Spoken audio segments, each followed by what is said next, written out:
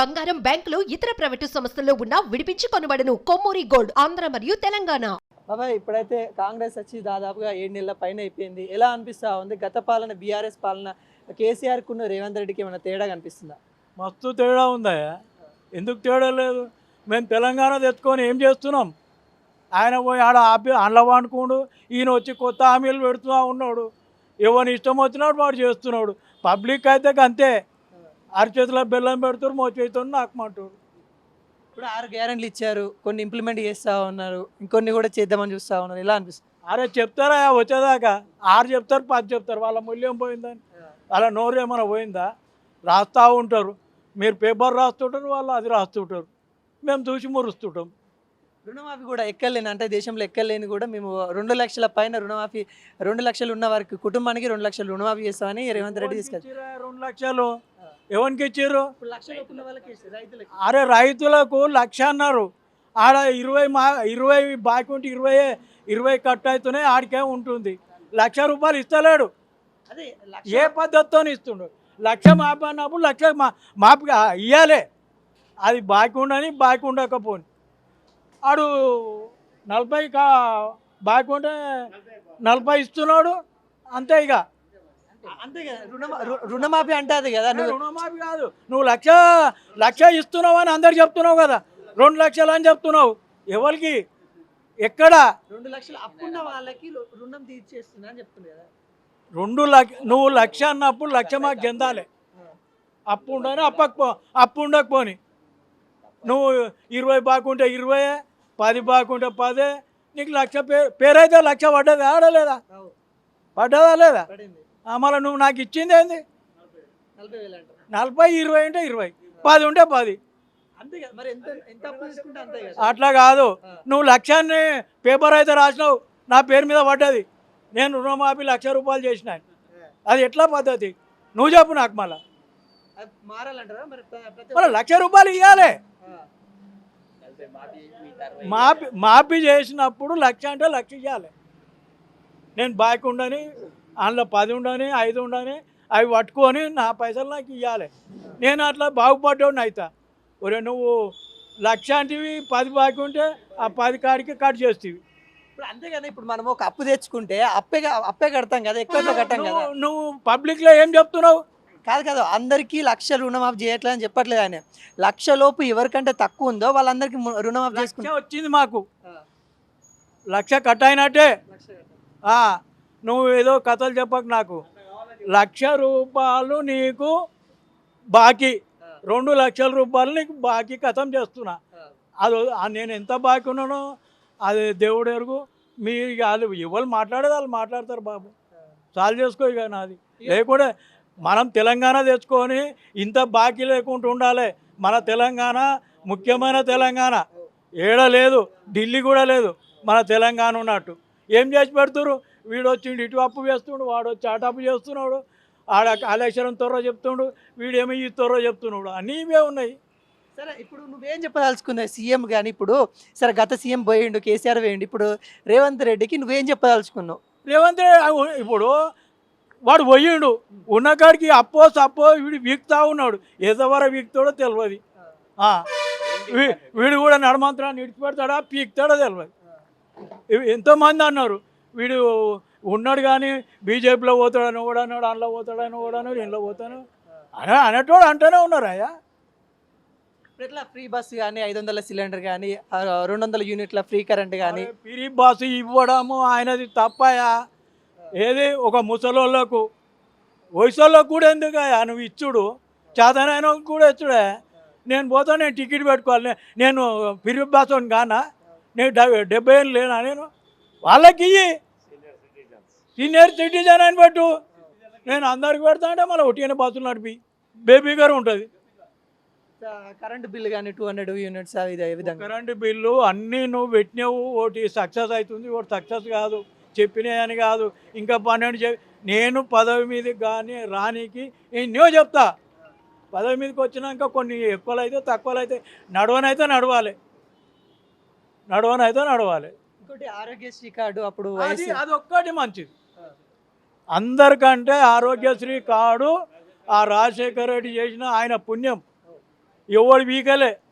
ఆ బొమ్మ దాని మీద ఆ బొమ్మ వేస్తే కూడా అందం ఉండే. ఏది 108 మీద ఆయన బొమ్మను తీసేసి పీనుగుల కొంపలేక నడుస్తుంది. అది పీనుగులు వేసుకున్న బండిని అక్కడ నడుస్తుంది. అంతా మునుపు ఒక అందం ఉండే దానికి. మేము అందరం రోడ్డు మీద తొడగొట్టినాం, మీసాలు దువ్వినాం. కాదు, ఆయన సావు నోట్ల తలకాయ పెట్టి నేను తెలంగాణ తెచ్చిన అంటుండు కదా. ఎడబెట్టిండు.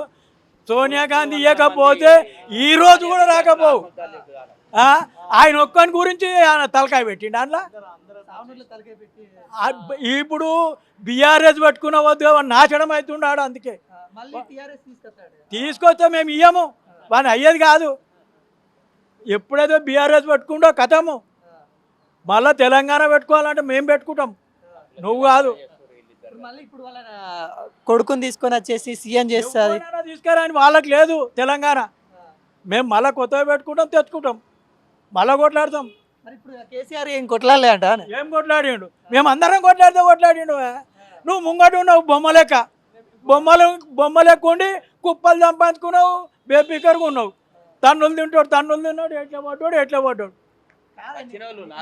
దీక్ష చేసిండంట, సావు దగ్గరికి పోయి కూడా మళ్ళీ చేసినాం. ఈడ టెంట్ వేసుకొని, హలో మేము కూడా టెంట్ వేసుకొని చేసినాం. ప్రతి రోడ్డు మీద చిన్న పిల్లగాని కాడికి వెళ్ళి బయటకు వస్తే తెలంగాణ వచ్చింది. ఆయన ఒక్కని గురించి రాలే. ఆయన ఎన్నడే చేసింది నిమ్మరసం తాగే. ఏదో వాళ్ళ పుణ్యం. కాలేజ్ యూనివర్సిటీ వాళ్ళ పుణ్యము ఈడి దాకా జరిగింది. చచ్చిన వాళ్ళ పుణ్యము. ఏకైక ఎంతమంది చచ్చిర్రు. నీ ఇంటికెళ్ళి కూడా చచ్చినాడువా? ఏమో చెప్తున్నావు కేసీఆర్ గురించి. హరీష్ రావు కూడా అంటాడు కదా, మరి మీ అంత కోట్ల కొద్దిగా సంపాదించుకోండు. ఆయనకేమన్నా ఉండే నా మొదలు ఏమన్నా అడుగు. నాగలు కట్టిండా సంపాదించేందుకు? నాగలు దున్నిండి అడుగు. 9.5 సంవత్సరాలు పాలించిండు. 9.5 సంవత్సరాలు ఏ విధంగా ఉంది పాలన? ఇప్పుడే బాగుంది. 9 సంవత్సరాలు ఏం చేసిర్రు? ఏం చేసిర్రు? పొక్కలు తోడిరు, ఇండ్లు కట్టిరు, కూలిపోతున్నాయి. అది కూలిపోతుంది, ఇది కూలిపోతుంది. ఒక్కటి పద్ధతి చేయలే. నాదే పరిపాలన. ఇప్పుడు ఎవడన్నా మాట్లాడంగా చూసినావు ఏ మినిస్టర్ అన్నాగా? ఆయనదే రాజ్యం ఉండే, ఆయన మాట్లాడిందే వేదం. ఇప్పుడు ప్రతి ఒక్క మినిస్టర్కు పదవికి మినిస్టర్ ఉన్నాడు. మరి ఇప్పుడు కూడా హోమ్ మినిస్టర్ ఎవరికి ఇవ్వలేదు అని అంటారు. నువ్వు మొత్తం వేయలే కదా, నువ్వు అడగడానికి అధికారమే లేదు. అందుకే నువ్వు ఫామ్ హౌస్లోకి వెళ్ళి ఆడిపోతానే లేవు. మొన్న కొట్లాట తెలుసా? విద్యార్థుల నిరుద్యోగుల కొట్లాట జరిగిందన్న మొన్న. అది జరుగుతాయా? నీ కాలములా రోడ్ల మీద కొట్టి మూలకు వండబెట్టినావు. ఏది సెంటర్ గవర్నమెంట్ ఉంటే బీజేపీ వాళ్ళను పడితే ఆడ కొట్టినావు. ఎవడని అడిగినాడు? అప్పుడు అడిగిర్రా?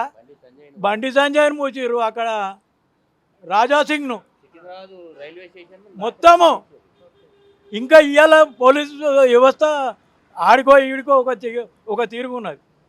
కవితక్క గురించి ఏమంటే? కవితక్క గురించి ఆమెకు ఆస్తి కావాలి, ఇంకా ఆ ఢిల్లీని కూడా కొనుక్కోమని. నిజంగా లిక్కర్ స్కామ్లో ఉందని అంటావా? బరాబర్ ఉన్నది. ఉండని ఎవడు మోస్తాడు? నన్ను ఎవడ ముయ్యాడు? నన్ను ఎందుకు పట్టుకపోడు? ఇప్పుడు 10 మంది ఎమ్మెల్యే బీఆర్ఎస్ వాళ్ళు కాంగ్రెస్లో కలిసిరు, మొన్ననే కలిసిరు, 10 మంది దాకా కలిసిరు.